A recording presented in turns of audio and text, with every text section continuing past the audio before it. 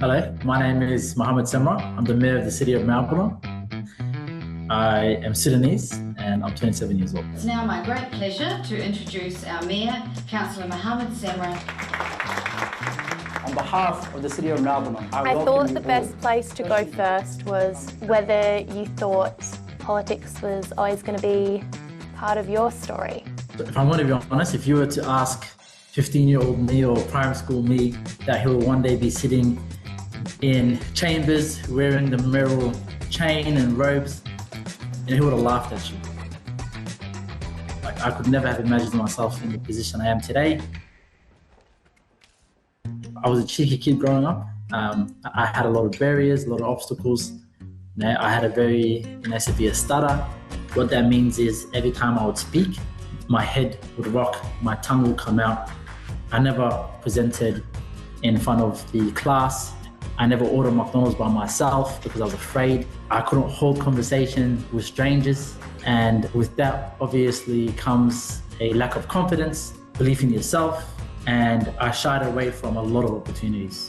But I was very lucky in the sense that I had an English teacher that found a speech therapist course for me to enter when I was 15 years old. And I learned how to speak from the very beginning, and that kickstarts everything for me. And while that was something I was experiencing alone, there was also an additional barrier that was laid with that one, and that was racism. I felt like there were preconceived ideas early on in my childhood about my intentions and my actions, solely based off my skin color and me being visibly different. My name being Mohammed, I'm visibly Muslim. My skin color, I'm African. And a lot of the times marginalized communities don't feel like they have control over their own narrative. I would hand in work sometimes and there'll be an assumption that the work isn't mine. Was there a point where you started noticing racism more, noticing its impacts? When I was 15 years old, I would have been year 10, I went to an Apple store with a few of my friends and we were going to see the new iPhone that had come up, and the security start surrounding our table. Now I had asked the security, is there a problem? And the security goes, no, but there's going to be.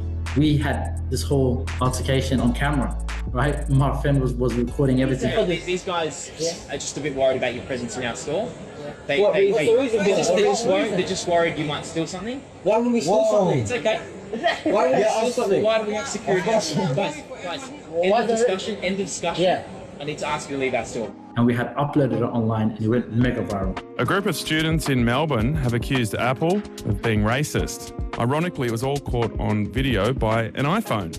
Millions of views, and it went all the way up to the CEO of Apple, Tim Cook, and he ordered all Apple Store employees to retrain their staff in customer inclusion and diversity. So that's the moment where for the first time I had advocated for myself. For so long, I always saw racism happen in my community, around the world, and I always thought it was too big of an issue for me to have any impact on. For me, it was very important because it set the standard for my leadership moving forward.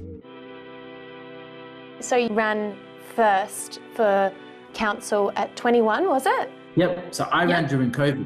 I ran during COVID, and a lot of people don't notice because no one seems to remember the loss. Young people like me aren't supposed to run for office. But I actually lost in 2020. And how did you cope with that? Because that's a pretty big setback. It was a huge setback, and at the time it was a public statement that my community didn't want me to represent them. Between me and you and everyone watching, I was never going to put my hands up again.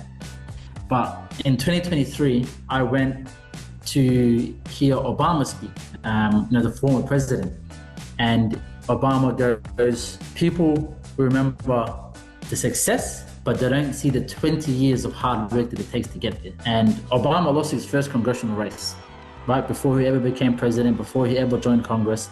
And I had never known that. I only remember the win. So I felt very inspired then, and it reminded me, you need to fail forward. What did it feel like to be elected first for your local council and then be voted to be the mayor of your council?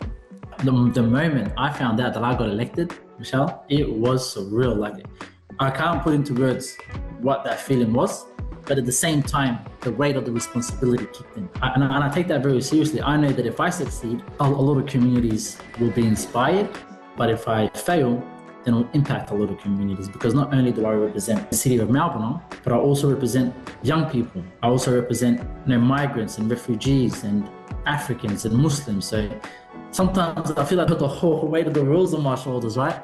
Specifically young people in the communities that you represent, what would you say to them if they're thinking about getting into politics, or they're intrigued by it, or they're nervous about it? Hello. Politics wasn't in my peripheral growing up.